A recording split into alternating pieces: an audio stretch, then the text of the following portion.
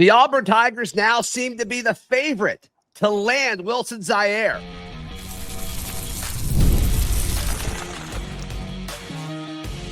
You are Locked On Auburn, your daily podcast on the Auburn Tigers. Part of the Locked On Podcast Network, your team every day. Yes, welcome on into Locked On Auburn, your daily Auburn Tigers podcast. I'm your host, Zac Blackerby, and thank you so much for making Locked On Auburn your first listen every single day. Brian Smith, host of The Portal, Locked On's Recruiting NIL Transfer Portal podcast, hanging out with us on this Cruton Thursday, as he does every week. We'll talk about some of Hugh Freeze's comments that you and me both found interesting, Brian, about Auburn being in the CFP discussions at the end of the year. Rev share, big talking point. How does that impact NIL and recruiting? But let's start with some positive news for Auburn on the recruiting front. A handful now of predictions coming in for Auburn landing Wilson Zeirer, a guy who you and I have labeled in the last few weeks one of Auburn's most important targets on the recruiting trail, the offensive tackle, who's now wanted by several top schools in the Southeast. That would be very good for Auburn, because if they get him, I think they would officially be back on track at offensive tackle for the first time since about 2017 or 18. Sure. Yeah.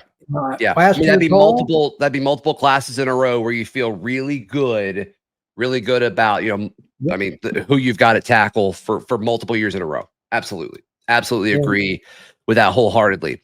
And this is a guy that when he started taking visits, we're like 3-star. Oh, okay. Oh, Zeirer. Yeah. Okay. That's Killian's little brother.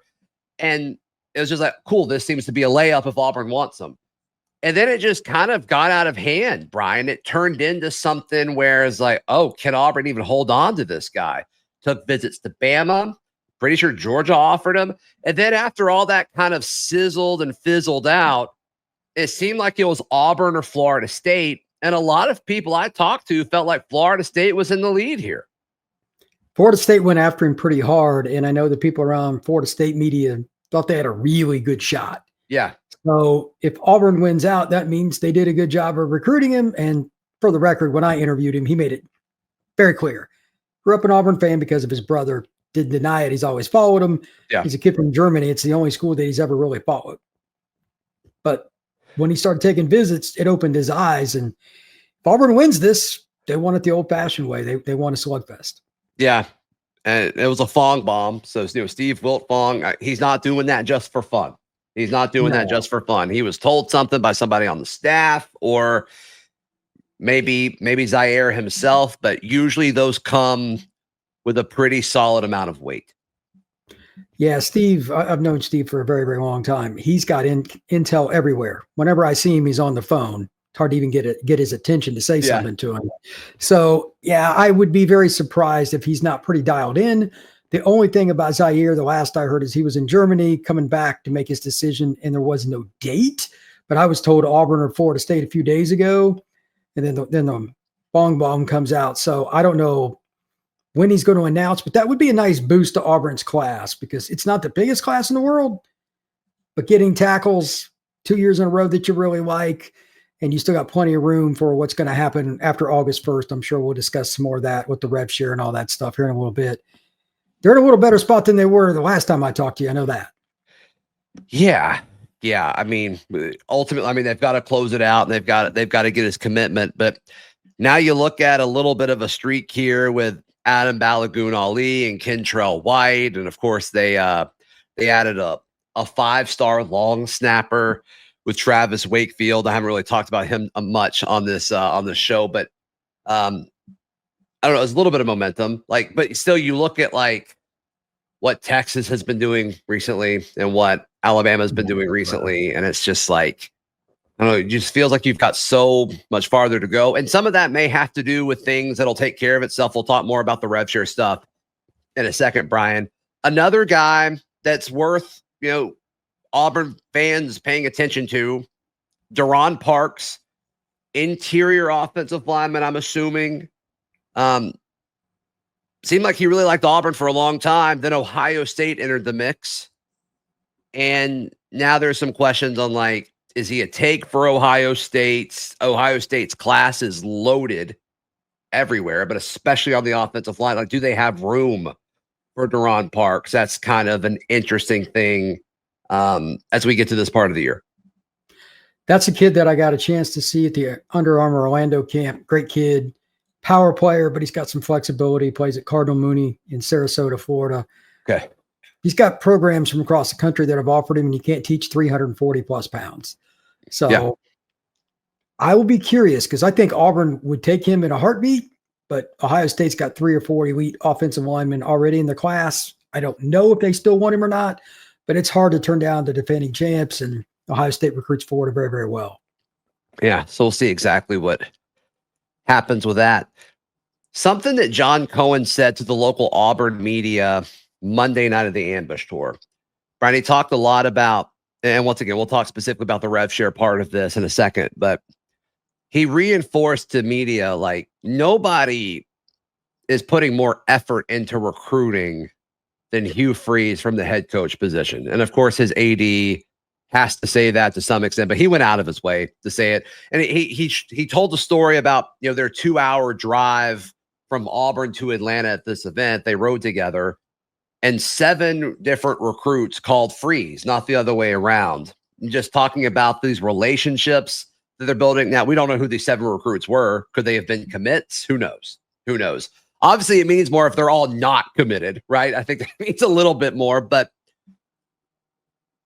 the level of effort that this staff is putting in, because I think that's been questioned a little bit lately with all the golf stuff and chatter. Like, I just want to be clear as we're talking about recruiting, because it's been a minute since we talked about recruiting on the show, that, like, I don't think Auburn's low recruiting ranking right now is because of effort. I just want to really reemphasize that. Yeah, I can go ahead and tell you that as well. Just from talking to recruits and knowing some of the staff and being around the campus, that's not the deal. They have been playing it very conservatively with the NIL compared to what other people are with the whole rev share. And again, that's all lawyer talk, and it's very confusing. We'll go through it a little bit, but I'm not real worried about where the class is now that I understand that the NIL clearinghouse is going to have some work to do, because if they just let these schools get away with everything, then Auburn's just going to have to offer more money. I mean, it's pretty straightforward. But right now, all the collectives for these other schools are offering a lot more, and Auburn is not yet. So we'll see. Yeah, which Auburn, or Cohen made it clear. He was asked, like, okay, well, what if, all these go through and it's not what you expect? He kind of paused and was like, Auburn's at a spot where we're willing to do whatever it takes. It's like, to me, I heard it's like, oh, they've got money ready if they need to offer it, which makes sense, right? They've been in a situation where they've been invested and ready to compete. Like, that's not just going to go away overnight. Well, now you just got to put your money where your mouth is, which is what they've done for the first 2 years for Freeze being on campus. Yeah. The roster has been completely revamped. You got to give the boosters credit, because when Freeze got here, it had a long way to go.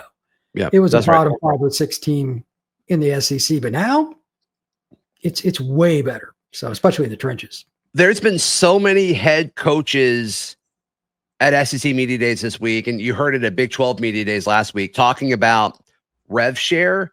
And it's funny that there's a few exceptions, but the messaging is pretty consistent. Let's jump into that in just a second, right here on Locked On Auburn. Today's show brought to you by our friends at FanDuel. FanDuel is America's #1 sports book. Right now, you can take the Tigers 2.5-point favorites on the road against the Baylor Bears in Waco to start things off. Then I'm still saying that 7.5 win total at FanDuel. I'm fascinated to see if it changes as we get closer and closer to the season.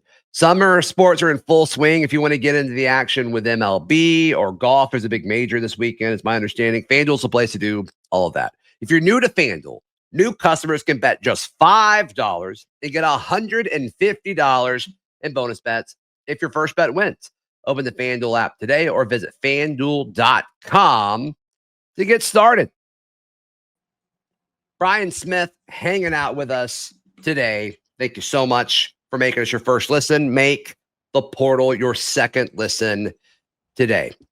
Brian, there's been pretty consistent messaging with a few outliers, with coaches saying, hey, not everybody's treating this rev share the same way. Hugh Freeze has been saying it. Lane Kiffin said it earlier in the week at SEC Media Days. And then, Kirby Smart comes up there and he's asked about it. And he says, like, well, you just got to you got to have better strategy than your opponent. It's like, okay, all right. Like, what does that mean? And he built up the relationships and wanted to be at Georgia and all of that. But it's like, yeah, okay. And then, but Sark at Texas was like, yeah, you got to do whatever it takes to win.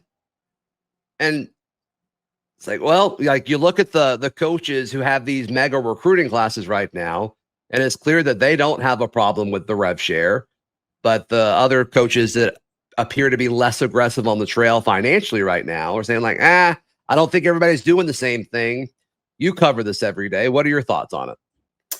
Well, let's start with Kirby. He is, not that this is going to surprise anybody, no big fan of NIL because he knows it can mess up a locker room, and he had the best program in college football, so he's not a fan of all the change. I get it. It was his soft landing way and taking shots at all the NIL that a lot of schools are spending, and he will only go to certain thresholds. They're losing a lot of kids they really want, and they're still going to have a top 5 class, which shows you how easy it is to recruit to Georgia. But he just lost a kid that they'd gotten a commitment from, and a few days later he flipped to Texas because they offered him more money. James Johnson. That happened while he was on the stage, by the way. Yeah, I'll guarantee you that was not unintentional. Got it. You're talking about Atkinson, right? The 5-star linebacker? No, I'm talking about James Johnson. Oh. Atkinson went to Texas in addition to that. I got you. Yeah, this is... What a day for Sark. Yeah, it's pretty impressive. But they're buying kids.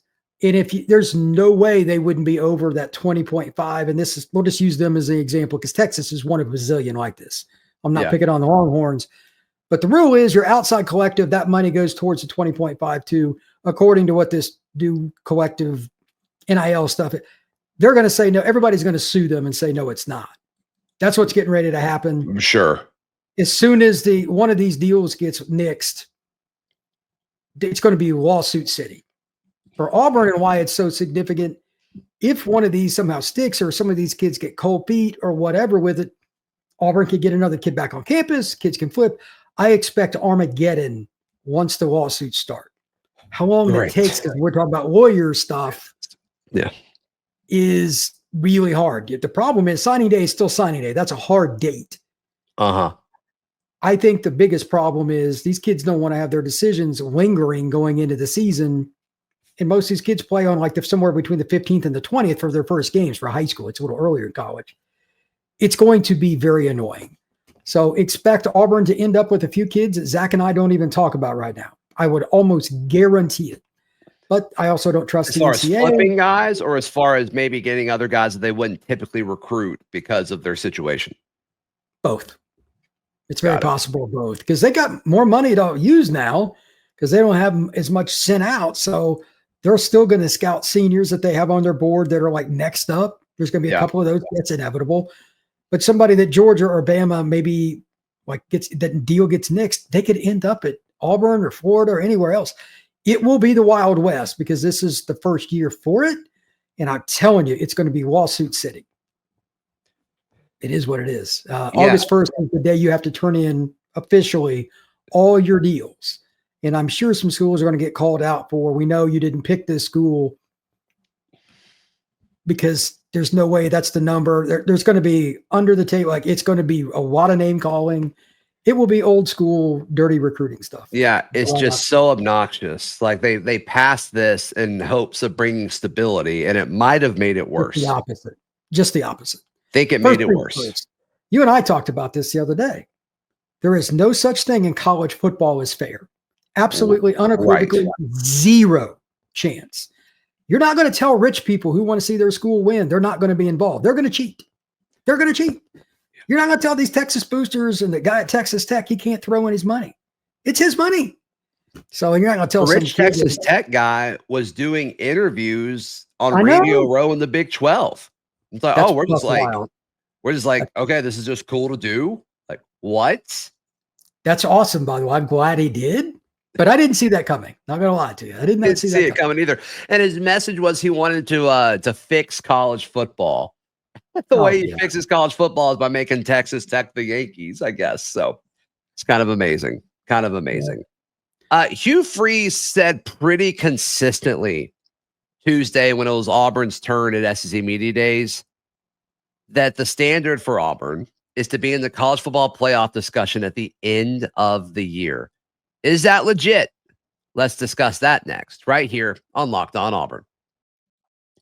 Today's show brought to you by our friends at Kia Autosport of Columbus. If you're looking for your next ride and you're located near Auburn, you're in luck. Just a short drive away in Columbus, Georgia, Kia Autosport of Columbus is bringing the heat with the Kia Summer Savings Event going on right now. I've bought a Kia. I love Kia vehicles. We had a Kia Sorento, and you can save up to $3,000 off MSRP on select 2025 Kia Sorento models. A versatile SUV, perfect for road trips, family life, and everything in between. Also, all new Kia purchases come with tires for life and a lifetime powertrain warranty. Just ask your sales associate for that. And if you're a Locked On listener, just hit up Chris Child and tell them, hey, I'm a Locked On listener, and he'll give you $500 off any new Kia. Head to Kia Autosport of Columbus, just off Whittlesey Boulevard in Columbus, Georgia, or visit KiaAutosportColumbus.com to browse the full inventory and start saving today. Brian Smith, host of The Portal, hanging out with us on today's edition of Locked On Auburn. You heard Hugh Freeze's comments Tuesday. He said this is the standard for Auburn to be in the college football playoff conversation. I think he said what he has to say. I think it's important because he can't hide behind the roster anymore, like he's kind of hinted at in previous years, talking about the situation he inherited. I love that he said this, one, because I hope it's true. I hope the standard for Auburn football is the college football playoff conversation. That'd be awesome. It's such a step forward from where we've been. But even if he doesn't truly believe that, I don't think he can hide behind the roster anymore. I think if you lose some games that you could/should win, you've got to take it at this point because of what he said at Media Days. I think the games like Kentucky, Missouri, Oklahoma, teams that they're at least close with, the fan base to feel comfortable with them because, again, the roster's way better. You could argue outside of Ohio State, they have the best receiver room in the country. It's right there with them for sure. The point is still the same. When are you going to start winning games that are really close and the fans feel like the coaches won games? I think that's the biggest thing. I know that's a really touchy subject, but I saw you on SEC Media. You were talking about with people, and there were some guys that you talked to kind of called them out like, look, do we feel good about what they've done? It is what it is. They have to win a few close games where decision-making, play call, stuff like that, in addition, because that's how you win in the SEC. It's not one or the other, it's both. Mm-hmm. You're going to have days where your team just isn't great, and that's when you need play calling and all the decisions and leadership to go up a notch, and vice versa. Sometimes coaching isn't great, but a player just balls out and it doesn't matter. But Auburn is just always short in close games, and it drives the fans nuts. Yeah. This year, they've got to win those games. Yeah, and I guess the argument against it, I agree with you, but the argument against that is the games where they have been super close have been because of coaching that they fell short on. Like his first year when they almost beat Georgia, they had no business with that game being close. No, and then it was a last-minute drive by Georgia, fourth quarter drive by Georgia, and Brock Bowers went crazy. Or the 4th and 31 in the Iron Bowl. I mean, devastating stuff, but I think if you would have told any Auburn fan, hey, you're going to be in that situation pre-4th and 31, we all would have been like, what? That's amazing. Yes. And then, the coaching and those key decisions is where it kind of falls apart. And so to me, it's all right, there have been situations where I think they coached over their skis a little bit, but you got to close. And I just don't know if we've consistently closed since he's been here. And how much of that is coaching? How much of that is culture? How much of that is talent? I think the right answer is it's a combination of all three of those. And if you want to put percentages, we might differ there. But at some point, if you keep falling short and you're the most common denominator, it's like you've got to change what you're doing. Do you think that's viable though? Like he's steadfast in with what he wants to do with his offense. That's clear. Yeah, I agree. He's steadfast with his offense, but he was asked like, is this roster ready to run your offense? And he's like, yes. Like he's like, I love this team. He didn't let Mike G finish the question. He's like, I love this team. I love this roster. So, okay, that's great. That's good. The other aspect of this, Daryl asked him, is there a chance, okay, you use less tight end this year because traditionally he uses a tight end in his offense pretty effectively. Is there a chance you'll run less tight end and more receivers? And he's like, I haven't run a lot of 10 personnel, but we're going to this year, which I was a little surprised by that because of what you said. Like he has his offense and he's always used it. He doesn't really do that a whole lot, but with this roster, like how could you not run 4 wide receivers out there? Well, I mean, they got guys like Sam Turner that would be pushing to start at some other SEC schools that can't just because they got NFL players in front of them. Like Malcolm Simmons is going to be the third guy. He's going to play in the NFL, and he's your third option. That is a pretty unique scenario to be in. Of course, Cam's going to get double teamed a lot, but that means Singleton. Oh, we'll double team him. Now you got Cam. There's just Brian, no imagine a 4 receiver set where your outside guys are Cam Coleman and Horatio Fields or Sam Turner, Horatio Fields / Sam Turner. And then your slot guys are Malcolm Simmons and Eric Singleton. Like that is a lineup. When you get late in the year, we were talking about this for the show, they play Vanderbilt on the road. And I'm not trying to pick on them because I think they've got a good coaching staff and they maximize. There is no call for that because they don't have the DBs to man up if it's a 3rd and 3 kind of situation. If you need to take away the short pass, and then they can double move or something. You can get scorched for a 73-yard touchdown in 2 seconds because you're in a situation where you just don't have the speed. Every one of those 4 guys you just mentioned can fly. Right. Auburn has maybe the fastest 1 through 4 in college football. So that's going to be a problem for teams. Now, of course, $1 million question, is Arnold consistent? There's no way to know that. You can't know that either. Kids got to play.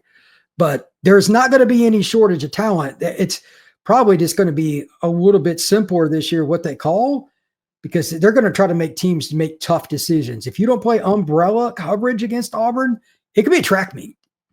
Sure. And that's not typically Auburn's offense, but I mean, like I know a lot of these kids. Like I've seen them play high school and at Auburn. Like that stuff is not normal. They have multiple NFL receivers on the field at all times. Oh, so have you ever said that in your lifetime at Auburn as a fan? No, I think going into 14, we had really high hopes for Sammy Coates and Duke Williams, like because that was the best we had at that point for a hot minute, and this just blows that out of the water. Yeah, this is no level. Like Horatio Fields or Sam Turner, whichever one it ends up being, will be the 5th wide receiver. That's a really good situation to be in. Yeah, so, you got Perry Thompson in there somewhere. Yeah, he had the good spring Bryce game. Kane in there somewhere, who I really like. Yeah, Auburn's depth at receiver changes everything they do offensively, and it helps your defense because they may not have a perfect day, and you can finally score even when you're not having a good day because they can have 1-play drives. This year, here's a stat. They should, whatever the record is for Auburn, this season, they should have the most 1-play drives for touchdowns in Auburn history. If they don't, they have failed. Interesting. Because of the speed at receiver. I wonder what that is. It's got to be Cam, right? That would have to be 2010. Yeah, because he could throw it and run it, so that's possible. That would be a great stat to look up, but I would bet this year will break whatever that record is. Interesting. I hope so. Gosh, that'd be exciting. The chatter with Oklahoma people this week about Jackson Arnold was super interesting. I mean, every Oklahoma media member that I talked to, they're like, I'm pulling so hard for Jackson Arnold. Like, great human, great kid. He was totally put in an awful situation, which normally in this college football culture, like if somebody leaves you, it's like, oh, they stink, right? And if somebody comes in, it's like, oh, they weren't given a chance. So it was kind of refreshing. It's like, oh, they really want this guy to succeed. And it made me feel better about him, honestly. But until you go out and play, like it doesn't matter how I feel about it. But it did make me feel a little bit more confident in his upside. My only question with him now is, can he stay healthy? Because they're going to run him. He's a big, strong kid, but they just need a little bit of luck with it. That's part of this era. Yep. Because if he gets a consistency with the receivers, and I know they got some younger tight ends and whatnot mixed in, but they just got to help out a little bit. They should be a pretty explosive offense. They could be the most explosive offense in the league with receivers they have offensively as a passing attack. We'll see what the running backs do. I think that's the bigger question. I hope so. Brian, how can people check out everything you've got going on? Locked on the portal, everything that I got going on. I'm going to have a South Carolina preview later today. Going to have some other stuff coming up. Oregon, Auburn, all kinds of different teams, and kind of finishing up on the recruiting rankings. There's a lot of stuff going on there. Got some more stuff. So YouTube, Spotify, Apple, wherever you get your pods. Cool. Please like the video. Please subscribe, and we'll see you next time. This has been Locked On Auburn.